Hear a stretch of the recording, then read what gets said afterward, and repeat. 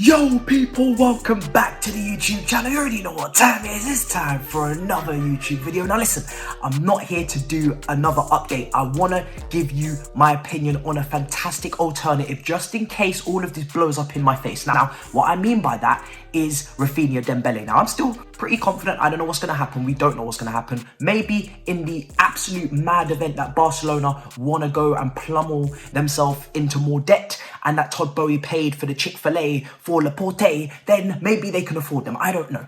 I have no idea. Let's see what happens. Let's see. But if the worst of the worst happens, I have the perfect alternative for these two players, and that name is underspoken about. Contract runs in 2023. Drum roll, please. Serge Gnabry, yeah? That's my boy. Listen, I really like this player. I don't know if you guys will remember, but I'm sure you will. Against Bayern Munich in Frank Lampard's first season, he absolutely ripped us to shreds in the Champions League knockout stages when our team was just a bit too young and fragile to handle the big boys, the big dogs. Kovacic was really the only player that stood up and was counted for in that game. Serge Gnabry was brilliant in both legs. We were absolutely smashed to pieces. The less said about that, the better. But Serge Gnabry, wonderful player, both-footed, predominantly right-footed, but can use his left, very confident with his left foot. I have to say that. A player that has no problem going either way. When he's on the right-hand side, he has no problem cutting on his left. When he's on the left-hand side, he has no problem going down the outside with his left, but also is obviously, like I said, predominantly right. Now, this season for Bayern Munich, he played predominantly on the right, but the season before, he did play on both flanks more balanced. So if you were to have a situation where you have Serge Gnabry and Raheem Sterling, not only, in my opinion, do you have goals, but you have two wingers that can adjust to both flanks and can switch fullbacks and go up against both fullbacks if need be in a game where they feel like they're maybe getting more joy one or out of the other. They're both happy to come inside in terms of dribbling in field, and I feel like that would be a fantastic combination. Now, of course, there's that German connection with Kai Havertz, maybe even Timo Werner if he stays. Serge Gnabry, for me, wonderful player. Brilliant dribbler, great close control, a player that is very comfortable at receiving the ball in the half space, but also out wide, taking players on, goes past players for fun. This season, big chances created, 17. Lewandowski, 32 missed chances. That was the top highest, and the second highest was Andre Silva with 17 at Stuttgart. So Lewandowski this season was just missing chances for fun. And if you look at Gnabry, he only has 5 assists, but he really should have had way more in the Bundesliga this season, but for Lewandowski missing chances. And the same goes for Thomas Müller. When you look at their expected assists in terms of statistics, they should have had way more assists, the pair of them. But Lewandowski, all the names I want to call him, because I see you guys in the comments, I'm going to keep butchering. He missed so many chances, and it brought everybody's assist down, and it really should have been a lot higher. But Serge Gnabry has shown time in, time out, that from a chance creation standpoint and a goal scoring standpoint, mostly this season with his right foot, he scored his goals. But like I said, the season before where he played on both flanks, he showed he's more than capable to score with his left foot. The guy can go both ways, and he's a consistent chance creator. And this season, he was completely robbed. It was fraudulent, yeah? Fraudulent. He was robbed of assists, like it was actually criminal. Reece James-esque. So the player is an absolute baller. I think he's at a brilliant age. He's about to turn 27 as well, in July 14th. Like I said, 1 year left on his contract. He was linked with moves to Liverpool and Real Madrid previously, but they seem to have gone quite cold. And I think, you know, there's a dispute in terms of contract. He earns about 115,000. We could easily put that up to 200 without no problem. And that's still, for me, a very good negotiation for a player coming into his prime, in his last probably massive contract, if you sign him up to a 5-year deal when he's hitting 32. I think a lot of clubs, including us, are sleeping on this. Now, if we're sleeping on it because we're getting Dembele or Raphinha, then cool. I can understand that. We're definitely clearly in for them. But, like I said, if we don't get either of these two players, Serge Gnabry is right there. I've already sold him to you. I know I have, but I'm just going to keep talking. This guy, I just don't understand. 27 goal contributions this season in all competitions. I think it was 25 starts in the league, 34 games he played in the Bundesliga. I know he had a few moments of injuries, maybe caught COVID a couple times, isolated a couple times, few quarantines, but I wouldn't say he's injury prone. I think that's unfair. He's quite strong, he's quite well built. He definitely uses his body to navigate very well when he's going past players. I feel like I wouldn't have major concerns there, but maybe I'm wrong. You let me know in the comments if you've been watching the Bundesliga and you've been watching this player closely even more, then let me know if you think that there's injury concerns. But I wouldn't say, from looking at the injury history, that there's loads of concerns. There's definitely some little niggles, some little things that the physios could work on, little couple massages, do you know what I'm saying? But I think overall, not too bad.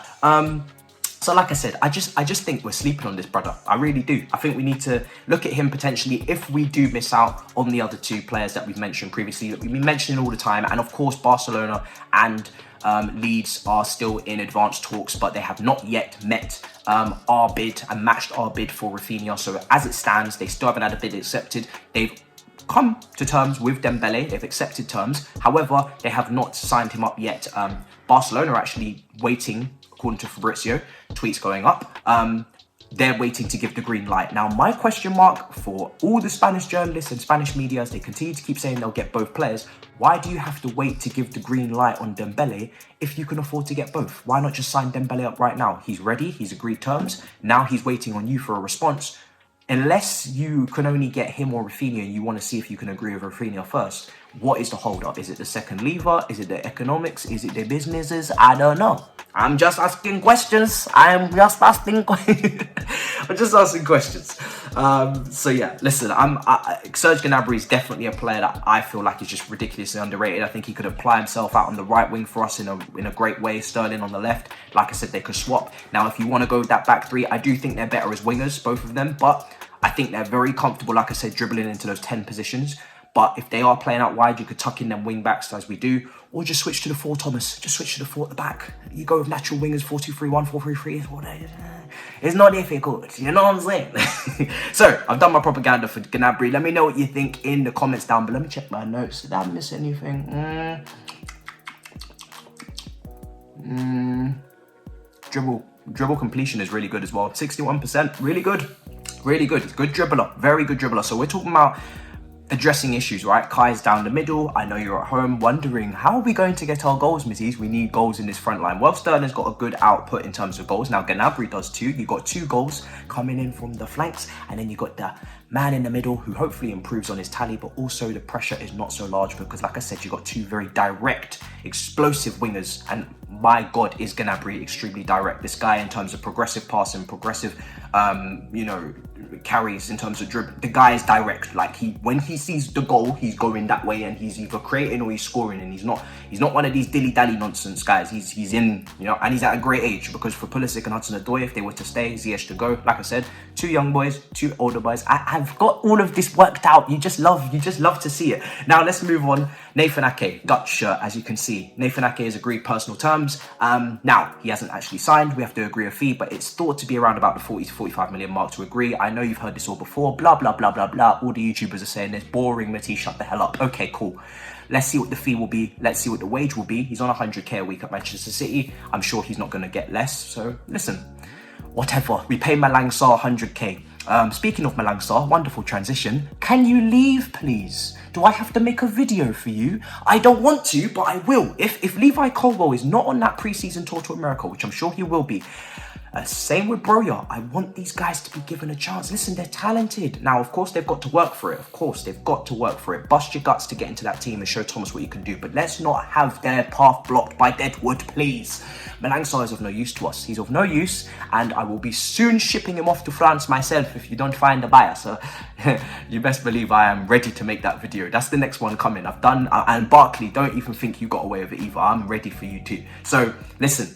Levi Colwell, hopefully he stays. I've seen some mutterers and some murmurs that he may potentially be on the way out. But let's see. He's going to get his opportunities to choose to prove himself in pre-season to Thomas Tuchel. Hopefully Malang Sarr is not blocking the path. And if it's Nathan Ake to Levi Colwell, I think that's a good balance in terms of age and in terms of ability, because Nathan Ake is not world-class. He's not undisputed. He can easily be a bench player if he doesn't perform. Levi Colwell, if you do, the path is there. The opportunity is there. Take it, sir, and run with it. Literally. Okay, so we've spoken about that. The only last thing to talk about is Hakim Ziyech. This brother has come with a statement, just like Lukaku. Instagram, they love it. They absolutely love it. These men are moving like teenage girls. They just got so many little innuendos and little things that they, you can't quite get the statement out. But well, this one was actually quite clear. Lukaku was more doing some like weird little thing where he just spits bars like a rapper on. It's so strange. Anyway, this is the statement. I have reached a point in my life where I feel that the time is right for me to take full control of my professional career. I want negotiations and decisions about my career to be made by me. So, moving forward, my team and I together with our legal representatives will handle the business side of things. Professional interest should be directed to the contact info in my bio. It sounds like he's selling himself. It really does sound like as if there's an advert on ITV in the middle of Love Island. You love those ads, don't you? Where the player is now popping up on the screen in my voice, selling himself. That sounds so filthy, to the people or the public or the clubs. And this is what it sounds like. Literally, if you need to contact me and you want to buy me, link in bio. Do you know what I'm saying? Link in description. It's absolutely mad. I remain incredibly grateful for your continued support. So Hakim Ziyech has ditched his agent, much like Romelu Lukaku. Maybe this is the way football is going now, that players will ditch their agents and they will move vigorously into the wind of managing themselves with lawyers and teams, but they'll pay them less and keep those agent fees for themselves because they are their own agent. It's not actually a bad idea as long as you know the finances and how to negotiate. But yeah, looks like they're running things. So Hakim Ziyech on his way to AC Milan doesn't suit Tuchel's system. Not really a kind of winger that I really wanted in the first place, like you know that already. But I do think he had a decent season in comparison to others where he definitely made it to the next round, like I said, to stay. But if he would like to go, and it seems like he is going, then I'm not going to cry about it. In fact, there is not a single tear being shed on this channel for that. I want players that can beat their man. I want players that can have a little bit more acceleration, a little bit more dynamism. Like I said with Gnabry, he can go both ways. So that's the end of the video. Smash up the damn icons if you haven't already, because why wouldn't you? And also let me know in the comments down below what you think of Serge Gnabry, and also just have a bit of appreciation for this. I have not had a single editing cut here. You're like, you know, guys, I don't do any cuts. I just speak the whole time. And if it just has to fuck up, then I'll just stop the recording and start all over again to the beginning. Imagine that I would tell you that I'm going to make no mistakes and there's going to be no cuts, which there usually isn't, but I made a mistake. I forgot to tell you something. He finished second highest for possession won in the final third. So you know you was going to ask me about the pressure from the front, the press. Gnabry has intelligent pressing, so it's brilliant. And also, the chef, yeah? The chef. Can you imagine Arsenal fans' tears if we brought this player in? The former gunner coming home back to London, just like Sterling, going back to the Emirates, living life, chefing it up at the Emirates. Listen, I'm telling you, he's done it already in Bayern Munich colours. He's done it already in Bayern Munich colours against us. He's done it against them. He loves London. This is just starting to make so much sense in my brain. It's absolutely ridiculous. Can you imagine the chef back home, back in London, like Sterling? Lord have mercy. Listen, end the cut, innit? End the cut. It's too much. Now you're gonna ask me, how many times have I done this video? One time. I messed up one time, and now the video is over. So let me know what you think in the comments down below. This is my alternative if everything blows up in our face, and I hope you like the alternative because I think it's perfect. I'm not gonna lie. I struggled to find much better. Proven, experienced, German connection with Werner and Havertz, just in case Timo stays, and scores goals, creates chances, plays both flanks. Not going to cost a lot because 1 year left. I'm sure we can negotiate something with Bayern Munich, maybe around the 40 million mark, 45 million mark. That seems to be the going rate for players with 1 year left. Hey, I've almost convinced myself to get rid of both Dembele and Raphinha. But anyway, we're going to move on in a bit, people. Peace.